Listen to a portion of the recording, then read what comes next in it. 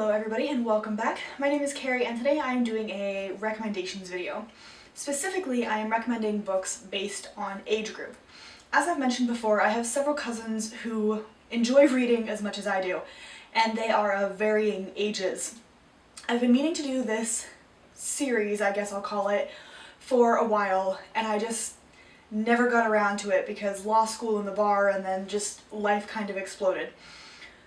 But I finally have a little bit of time and remembered that I really wanted to do this series, and so I came up with a list, more than 5, but I don't actually remember the number, of books that I think are good for 7 to 10-year-olds, give or take.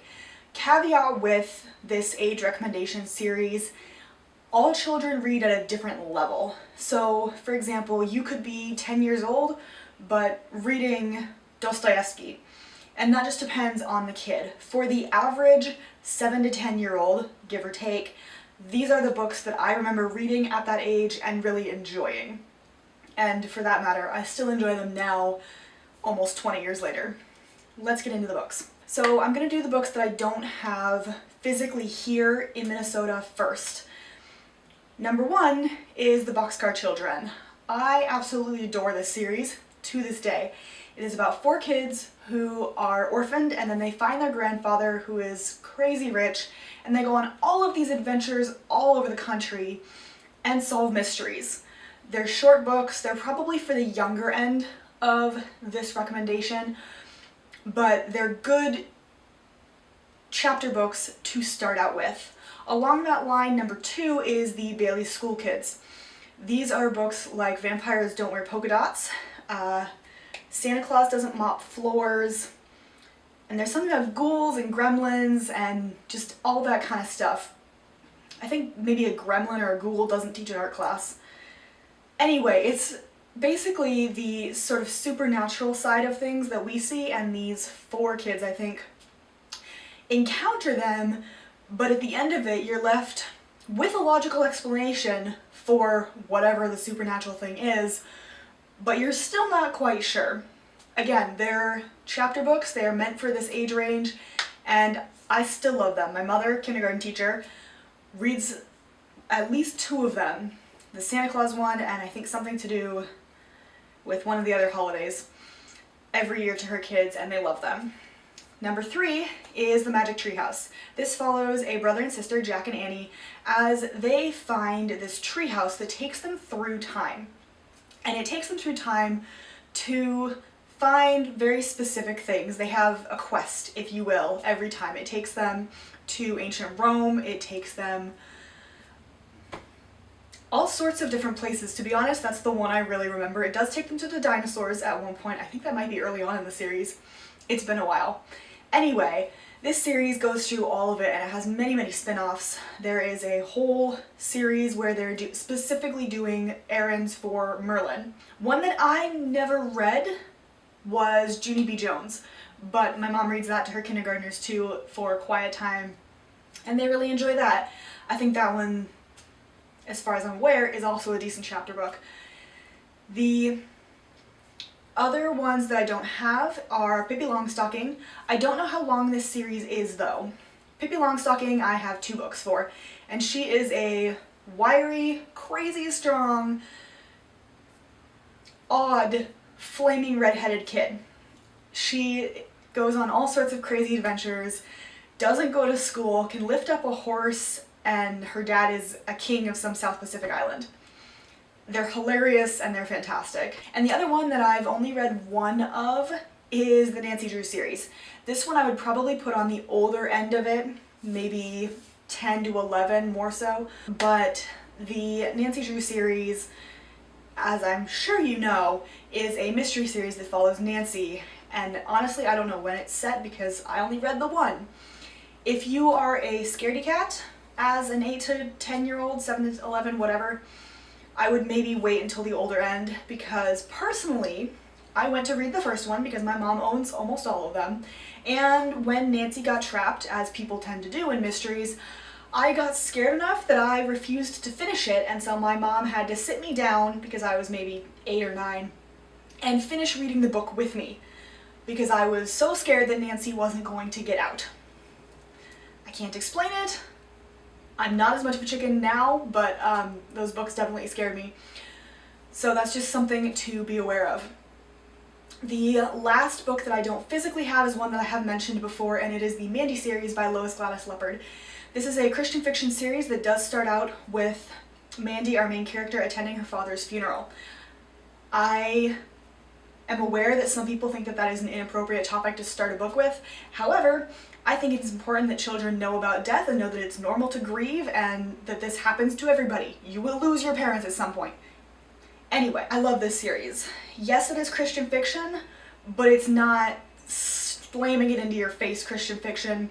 It follows Mandy and several of her friends as Mandy discovers her new family, I guess we'll say, and then goes on adventures all around the world solving mysteries as well and helping people as much as she can.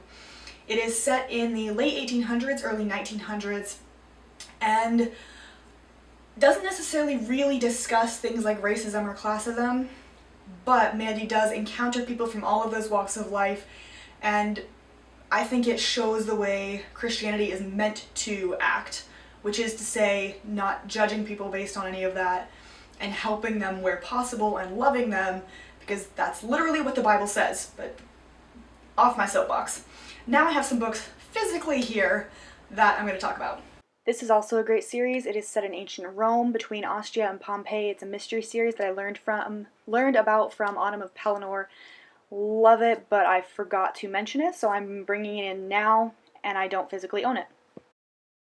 The first one you have definitely heard me talk about, and that is Dealing with Dragons by Patricia C. Reed. I read this when I was 10, I was in 5th grade. This was my first fantasy book, as I'm sure I've mentioned, and it follows our main character Cimmerine as she goes to work for dragons because she doesn't want to be your stereotypical princess and marry and have children.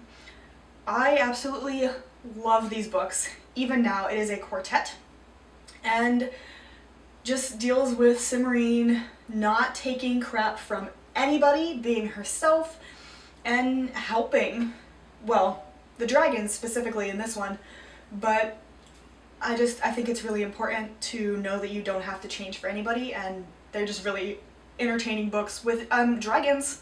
Next is one I read probably in 6th or 7th grade, so this might again be on the older spectrum, but depending on the kids' reading preferences and abilities, this might be good as well, and that is The Egypt Game by Zilpha Keely Snyder. This is also one that I would maybe be a little bit cautious of if they're young and scared. This does have some spooky elements because it follows 4 kids.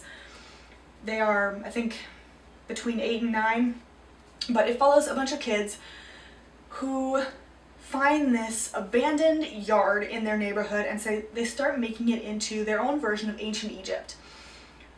And then events happen and they begin to think maybe their Egypt is coming to life, so to speak. Like I said, there are spooky elements in this. If the kid doesn't necessarily like darker stories, this is maybe not one to read. However, I think it does that very well, and it teaches you a lot about ancient Egypt in a very accessible format. I highly enjoyed this. Next I have The Bully Book by Eric Congiel. He's actually written 3 books, and he is a star kid, which is the only reason I bought the first one. But it turns out he's also a really good writer and has some really good themes and stories stuck in his head. This was his first book, and these are probably a little bit more on the older end of this spectrum as well, but I am going to include them because I think they're sort of right on that cusp of 10, 11, 12, but this follows a kid who thinks that there is a book that tells bullies how to act, and basically a book on how to survive middle school. It is evidently drawn from Gale's experiences himself, and it does a great job of showing what middle school actually is. The other books are The Wizard's Dog and The Zoo at the Edge of the World. I have not read The Wizard's Dog yet, but The Zoo at the Edge of the World is fantastic. So any of these 3 books I would highly recommend. Then we go back to sort of the middle range, and that is Meet Caroline, or realistically any of the American Girl books. I just only have this one up here with me. But these books all follow their titular character. For example, I have Kaya, Samantha, Felicity, Josephina, Caroline. I've got more, but I don't remember exactly which they are off the top of my head. Anyway, they go through the major events of these girls' lives. They are based in historical events. For example, Caroline takes place during the War of 1812 up on the border. I think she's in Lake Ontario. So it'll go through the War of 1812 with the British, and more specifically how that affected her life because she's right on the border with Canada.